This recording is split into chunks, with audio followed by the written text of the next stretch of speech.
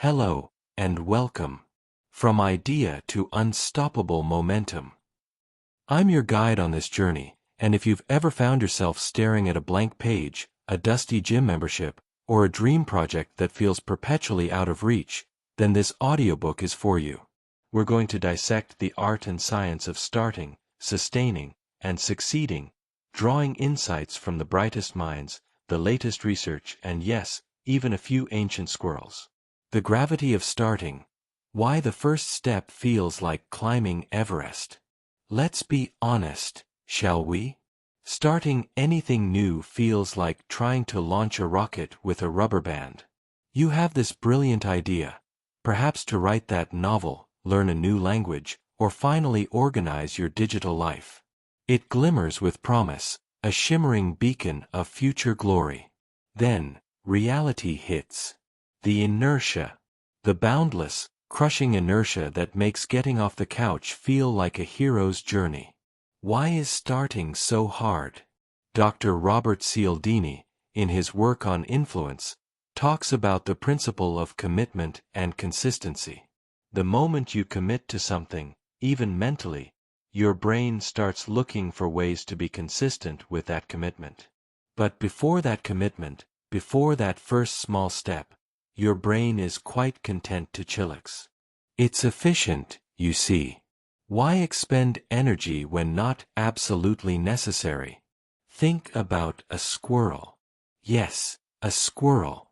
You see them darting around, burying nuts. Do they spend 3 weeks agonizing over which nut to bury first? Do they research optimal soil pH and consult squirrel productivity podcasts? No. They see a nut, they dig a hole, they bury it. They understand a fundamental truth. Action creates clarity. The problem isn't usually motivation in the abstract sense. It's the sheer overwhelm of the unknown. We look at the mountain and forget that it's some of tiny pebbles.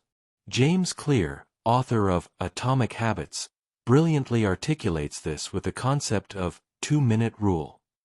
If a task takes less than 2 minutes, do it now. If it's bigger, shrink it until it does. Want to start running? Your 2-minute rule isn't run 5 miles. It's put on your running shoes. That's it. That's the entire goal. Your brain says, oh, I can totally do that. And often, once the shoes are on, the momentum builds. It's like when you tell yourself you'll just check email for 5 minutes, and suddenly it's 2 hours later, and you've organized your spam folder, discovered a new genre of cat videos, and forgotten what you originally sat down to do. Our brains are weird. Let's hijack that weirdness for good. The biggest barrier is often not the task itself, but the internal dialogue leading up to it. I'm not good enough. It's too hard. What if I fail? This is your brain trying to protect you from perceived threats. Our primal brains haven't quite caught up to the fact that writing a blog post isn't the same as being chased by a saber-toothed tiger.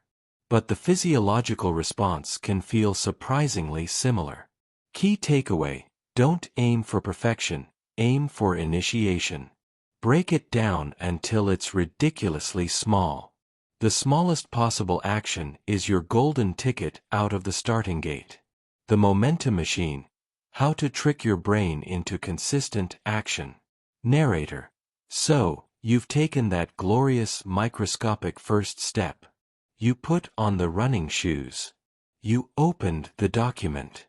You even thought about the dishes. Now, how do you make it stick? This is where consistency, our fickle friend, enters the chat. Consistency isn't about being perfect, it's about being present. And more importantly, it's about making your desired actions easy, obvious, attractive, and satisfying. Again, drawing from Atomic Habits, these 4 laws are powerful. Let's talk about making it easy. Remove friction. If you want to exercise in the morning, lay out your clothes the night before. If you want to read, put a book on your pillow. If you want to write, open your writing app before you even think about social media. It sounds almost comically simple, but the less effort required to start an activity, the more likely you are to do it. Consider the classic example of brushing your teeth. Why do you do it every day? Because it's easy, toothbrush is right there. It's obvious, part of the morning/night routine. It's attractive, fresh breath feels good, and it's satisfying, clean teeth. We need to engineer our productive habits with the same insidious brilliance. The power of tiny habits. B.J. Fogg, from Stanford, revolutionized habit formation with his tiny habits method. His core idea is to find a hot trigger, an existing routine, and attach your new tiny habit to it. After I pour my coffee, I will write one sentence. After I turn off the alarm, I will do one push-up.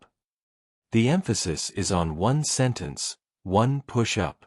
The goal is to build identity, not just results. You're not just someone who does push-ups, you're someone who is a person who does push-ups. The don't break the chain method. Jerry Seinfeld famously used this for his joke writing. He'd mark an X on a calendar for every day he wrote jokes. The goal. Don't break the chain of XS. This visual cue provides a powerful sense of accomplishment and a deterrent to missing a day. Our brains love patterns, and they really don't like breaking them once established. It's a mild form of psychological blackmail, and it works beautifully. Seriousness alert. Consistency isn't just about discipline, it's about self-compassion. You will miss a day. You will mess up. The crucial part, as articulated by Stephen Guise in Mini Habits, is the never miss twice rule. If you miss Monday, make sure you don't miss Tuesday. One slip is a blip. Two becomes a pattern. Forgive yourself, learn, and get back on track immediately. The path to consistency is paved with small, regular returns, not superhuman, unbroken streaks. Key takeaway: engineer your environment for success. Link new habits to existing ones. Track your progress, and remember that never miss twice is your consistency superpower. You've started. You're consistent. You're a productivity machine. But how do you ensure all that effort actually translates into tangible results? This is where strategy, reflection, and a dash of calculated impatience come into play. The trap many fall into is focusing solely on the activity without a clear connection to the outcome. You're writing every day, but is it leading to a finished manuscript? You're exercising, but are you getting stronger or faster? This isn't about immediate gratification, it's about ensuring your efforts are aligned with your goals.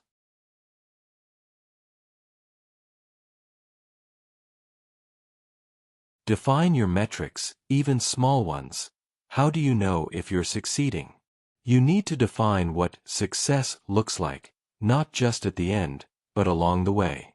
If your goal is to write a book, don't just track time spent writing. Track words written, chapters completed, or editing passes. If it's fitness, track reps, weight, or distance, not just gym attendance. These small metrics act as mini finish lines, giving you dopamine hits that fuel further action. The feedback loop.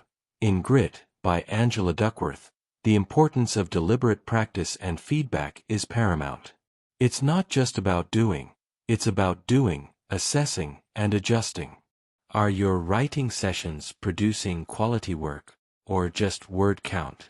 Are your workout routines hitting your target muscles effectively? Seek feedback from a mentor, a peer, or even your own critical eye. And don't just seek it, act on it. This continuous loop of action feedback adjustment is what transforms mere activity into purposeful achievement. Embrace the done is better than perfect mantra.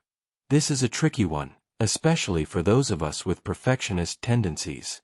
The paradox is that waiting for perfect often means nothing gets done. The first draft of anything is always going to be rough. The first version of your new skill will be clumsy. But it's only by releasing, by putting your work out there, that you get the crucial feedback needed to refine it. As the old saying goes, you can't steer a parked car. Think of it like cooking. Your first attempt at soufflé might collapse into a sad, eggy puddle. But you learned. You adjusted the heat, you separated the eggs more carefully, you didn't open the oven door every 5 minutes. The next one might only sag a little. And eventually, you'll have a majestic, cloud-like creation. If you never attempted the first sad puddle, you'd never reach the soufflé summit. Celebrate the small wins. This is not just about feeling good, it's about reinforcing positive behavior. Our brains are wired for reward. When you hit a small milestone, that first chapter finished, a week of consistent workouts, finally organizing that drawer, acknowledge it. It doesn't have to be a parade. A silent, well done, a favorite cup of coffee, or a few minutes of guilt-free relaxation can be enough to tell your brain, hey, this effort was worth it. This satisfaction is the fuel for future results. Key takeaway: define measurable outcomes, not just activities. Seek and apply feedback relentlessly. Prioritize done over perfect, and celebrate every small victory to keep the engine running. Conclusion: so, there you have it, the unstuck blueprint. Start small.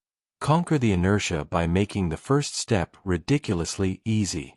Put on the shoes. Open the document. That's your victory. Build momentum. Engineer your environment for consistency. Link habits, track your progress, and forgive yourself when you stumble, vowing to never miss twice. Amplify results. Define clear metrics, seek feedback, prioritize completion over perfection, and celebrate every single win, no matter how tiny. Remember the squirrel, relentless, focused, and not overly concerned with philosophical debates on the nature of nuts. Just consistent action. Your dreams aren't distant planets, they're destinations you can reach, one deliberate, consistent step at a time. The universe of your potential is waiting.